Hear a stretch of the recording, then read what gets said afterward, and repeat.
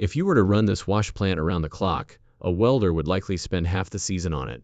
Minimize upkeep and plant relocation downtime. For us, there are two major things. Not our wash plant then. The size of this windfall is nearly incredible. An abandoned rusting trommel that was intended to be worthless scrap metal was linked to a $400 million mystery. But Parker Schnabel found that it was full of lost treasure. This ancient beast was abandoned in the woods, a remnant of a bygone period. However, Parker's greatest touch revealed more than rust. A secret history presented him with a good opportunity. Watch as Parker uncovers a gold scheme and brings back a metal monster, rumors, rust, and a gold river. The object that Parker Schnabel and his team discovered initially appeared to be a massive metal beast that had perished and been ingested by the forest. It was a trommel, a massive revolving drum device that was used to remove gold from soil. This one, however, was old. Decades of rust, dirt, and creeping plants had covered it. It appeared to have remained still for a very long period. Parker's decision to even pause and gaze at it would likely be viewed as insane by some admirers. Isn't it just a heap of garbage? However, Parker has a distinct sense of style, particularly when it comes to gold. Yes, indeed. That's crazy. Indeed, some gold can be found there. That's excellent. I'm shaken, Lake. This scrap wasn't just any scrap. This enormous steel drum was a dynamo in its heyday, churning over enormous mountains of dirt daily to separate out little, valuable gold specks and hefty nuggets. Here's the worst part, though. This ancient tragedy wasn't designed to capture every last bit. In contrast to the incredibly intelligent, high-tech wash plants Parker utilizes today, it was all about moving tons of material and using brute power. Much of the finer gold, the really excellent material, just slid through the cracks and ended up mixed back in with the earth and tailings mounds surrounding the machine because of its outdated design. And all that missing gold had just been sitting there, unused for decades. As Parker and his colleagues would soon discover, it was similar to a forgotten piggy bank. However, it was filled with gold rather than pennies. He had a gleam in his eye when I asked him if he would sell it, and he said that he probably could. Local miners have been hearing rumors for years about a long-forgotten, extremely lucrative mining deposit tucked away in this isolated region. According to some old-timers, it was a part of a massive business that failed and had to be shut down, leaving everything behind. Others said there was still gold in the ground itself, but it was only stories told over campfires. To see whether the rumors were real, no one had ever really ventured far into the forest. When Parker Schnabel, who is renowned for taking enormous risks, chose to believe the rumors, everything changed. Some admirers believe Parker is simply really fortunate to keep running into these kinds of circumstances. Others counter that what actually pays off is his unrelenting research and his courage to follow up on leads that others overlook. Parker's attention was drawn to something that glinted in the dim sunshine as he climbed onto the rusty old trommel, removing layers of filth and grime that had been caked there. A little flash of bright yellow. We briefly discussed money, but by the time I managed to get it from his grasp, chop it up, and place it in containers, I've already shipped it to Fairbanks. He most likely initially believed it to be a light trick, possibly a bit of brass or something, but his heart must have begun to race as he leaned in to get a better look. This was more than a few small flakes of gold. This was a significant quantity of gold that was literally stuck inside the old damaged equipment. Parker realized immediately that this was no chance discovery. It was a big one. However, there was a huge king-size issue. It wasn't just old and broken trauma, it was utterly destroyed. It was rusted solid, jammed up, and hardly standing after years and years of exposure to the harsh Yukon weather, including the frigid winters and the wet springs. Parker and his colleagues had a huge task ahead of them if they were to extract any of that imprisoned gold, or analyze any of the potentially valuable earth surrounding the site. It was necessary to revive this complete antique machine, and it is never an easy undertaking, as any lover of the gold rush knows. Either a miracle happened or Parker's usual never-give-up attitude was required. The crew uncovered another amazing discovery, while they were still attempting to determine how to even start dealing with the wreck trauma. As they cleared the overgrown area surrounding the machine, they discovered something buried beneath ancient trash and mud layers. A clump of old pay dirt, unspoiled. The initial miners had dug out a huge pile of dirt, but they never got around to washing it. It initially appeared to be just another pile of dirt. Their jaws fell, however, as they took a sample and panned it for gold. This forgotten mound had an unprecedented concentration of gold. Parker had never mined anything on his own claims that was so much higher. This was more than simply a coincidental discovery. Just sitting there was a potential treasure trove, an old present that needs to be processed. I'm definitely thinking about the two wash plant things because of it. Additionally, the yardage of these two plants is comparable to the type of yardage we are trying to achieve. Thus, the yardage is effective. The ground surrounding the old trauma was shouting gold, even if it was broken. Parker realized he needed to move quickly. Here in the middle of nowhere, he had neither weeks nor months to construct a full-scale wash facility. He then made the decision to erect a makeshift processing station, akin to a miniature wash plant. Utilizing a combination of traditional mining techniques and some contemporary equipment he already had. Unlike the old-timers, he was determined not to let any gold get away this time. He was going to get every last speck back, and the outcomes were completely out of control once they began to run that rich old pay dirt. The gold just continued accumulating day after day. They were filling up the small jars they used for cleanups. Larger containers were then filling up. He had discovered one of the largest and most valuable gold discoveries of his career. The value of that forgotten pay dirt pile soared into the millions of dollars, due to the massive amount of gold they extracted. What began as a fruitless search for a dilapidated equipment has become a huge win. A credit to Parker's intuition. However, this was only the aim discovered in the vicinity of the trauma. The machine itself and its secrets still remained the true mystery and the true treasure. Even though the ancient Trommel was still a rusted wreck, the gold was still coming in. And a new discovery was going to show that this sleeping behemoth was actually protecting a much larger secret than anyone had thought. Opening the map of a ghost miner. A new, even more astounding mystery began to emerge as Parker's crew was making millions from that abandoned pile of pay dirt next to the ancient Schnabel. The team discovered something that altered everything as they delved further, both physically into the terrain surrounding the former mining site, and metaphorically into its past. Buried in a stack of dusty, forgotten mining documents that were most likely discovered among the rubble or hidden away in an old shack, they found a number of antique logbooks, maps, and documents. These were not only haphazard notes from long-deceased miners. They were meticulous documents that meticulously delineated a secret network of other deserted gold-rich locations and hidden hotspots, all of which were somehow linked to the horror they had just discovered. Online fans were buzzing right away, asking if this was a little too good for television, and if some manufactured drama would liven it up a bit. Others, who interpreted it as Parker discovering a real historical treasure map, were completely captivated. The picture grew increasingly apparent the more Parker and his team examined these ancient, fading records. This rusting trommel was more than a solitary piece of abandoned mining machinery. It was a key component of a much bigger covert mining operation that had been lost to time and had virtually been forgotten. The ancient logs detailed specific sites, occasionally accompanied by cryptic hints, that were said to contain very high amounts of gold. These sites had been designated by the original miners, but, for whatever reason, were never completely exploited or possibly abandoned in a hurry. Parker seems to have stepped into an old prospector's dream, finding a treasure map that led to a fortune that had been hidden for generations. But there in front of everyone, Parker found it hard to accept what he was seeing. The gold they had previously discovered in and around the trauma was only the beginning. If these ancient records were even somewhat accurate, who knew how much more gold lay hidden beneath the Yukon wilderness, waiting for someone who had the key to unlock it? Parker had it now. I appreciate you finishing this. The setup is good, the plan appeals to me. I like it so far, but I know there will always be a few kinks to iron out. It was not the end of the hunt. Actually, it was only getting started. There was more to this ancient trauma than a machine.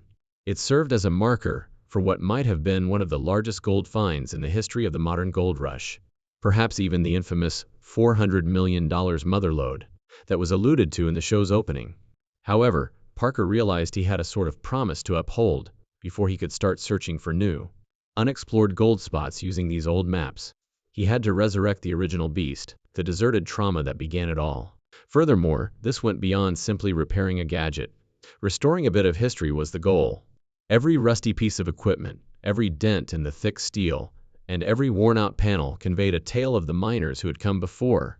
People with the same golden dreams who had fought against the same terrible conditions, filtering thousands and thousands of tons of gravel, sand, and soil.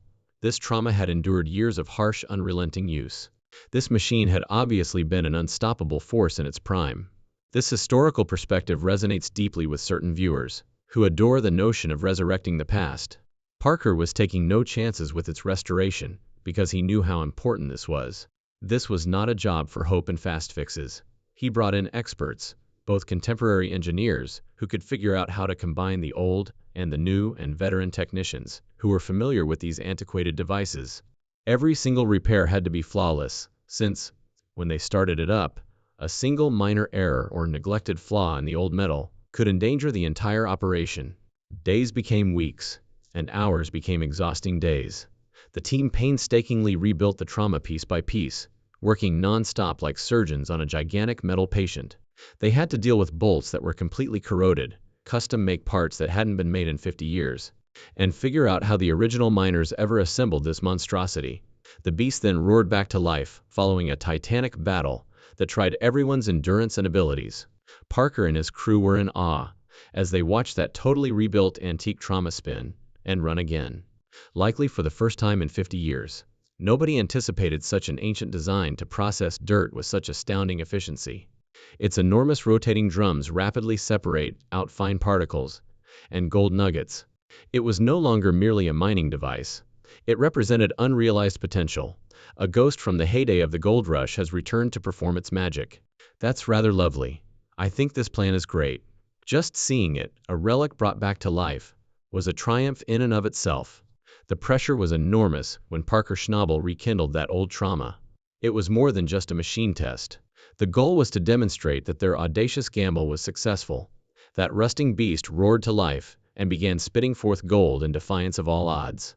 Lots of stuff, more than anybody anticipated. One side of the drum was yielding far more gold than the other, which was the twist. Something was rapid and wrong. However, something greater was triggered by this incredible triumph. All of a sudden, old machines had value again. Parker didn't simply hit gold with technological advancements and astute reasoning. He altered the game, demonstrating the continued influence of the past. There was more to the thunder of the revived old trauma than the groaning of steel and the churning of gears. After decades of stillness, it was the voice of Klondike history speaking once more. The deep mechanical rumbling was more than just a sign of advancement for Parker Schnabel.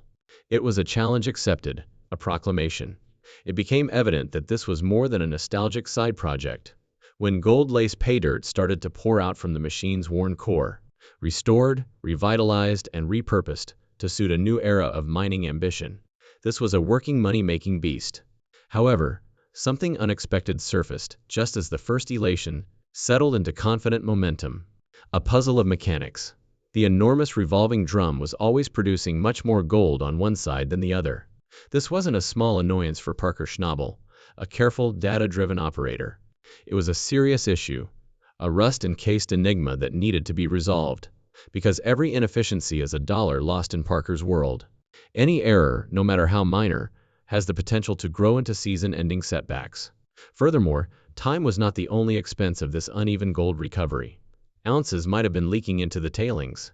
Even a 5% loss may spell the difference between hitting the budget and missing it for a man seeking millions of dollars in gold. This is Gold Rush's central nervous system. Unrelenting fine-tuning supports what the average viewer perceives as a weekly dose of heavy machinery, hectic timetables, and dramatic weigh-ins. Any wash plant, be it a Frankenstein field unit, Tony Beat's vintage dredges, or Parker's cherished Sluyfer, needs to be calibrated on a regular basis. And bingo if it works, and if not, then whatever, because I have no reason not to. Yes, I agree that she need to leave. I also believe so. Let's leave this place.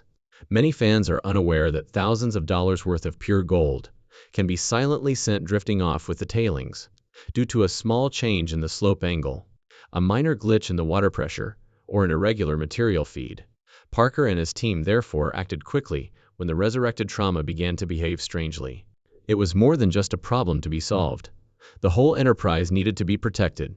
They swooped down on the trauma with diagnostics, grease guns, and flashlights.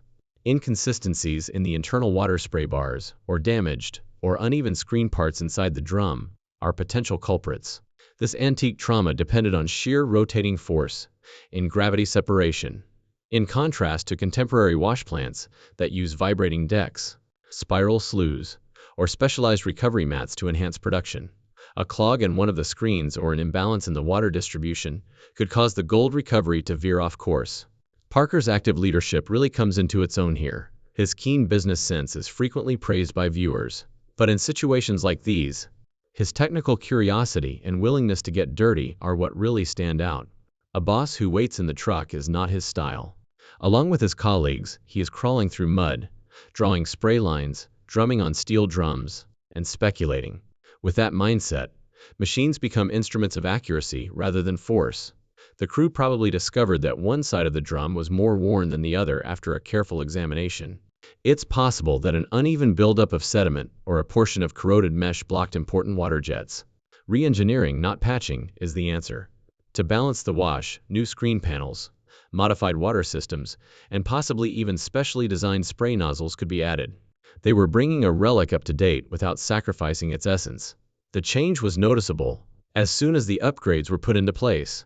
Production numbers increased as the recovery of gold started to level out. The once frustrating unbalance was transformed into a superb adaptation. Parker, who was constantly anticipating the future, recognized that the trauma wasn't only paying off in ounces.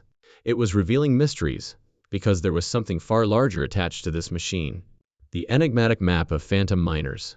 The ancient device had not been abandoned at random. There was a reason it was here. The other hints on the map also gained credibility as the Trommel's gold output increased. Long thought to be tapped out, the site suddenly shone signals of renewed richness. Since this is all custom, I believe you would struggle, as if it were someone's full-time work. It was enlightening. What else had the old-timers found and covertly written down before the boom ended if this long-forgotten equipment had been stored at such a productive spot? Once dismissed as a pipe dream by doubters, the $400 million figure started to take shape as a realistic, if still intimidating, prediction. Unknown information regarding the early history of Klondike. Numerous mining locations were never completely utilized. Large amounts of material could not be processed effectively by the equipment available in the 1890s through the 1930s. Additionally, claims were just dropped when the ground froze early or gold prices fell. They were uneconomical at the time, not because they were empty. These allegations were now being re-examined from a new perspective, thanks to Parker's obsessive attention to detail and modern technology. The revived trauma functioned as a historical anchor, as well as a proof of concept.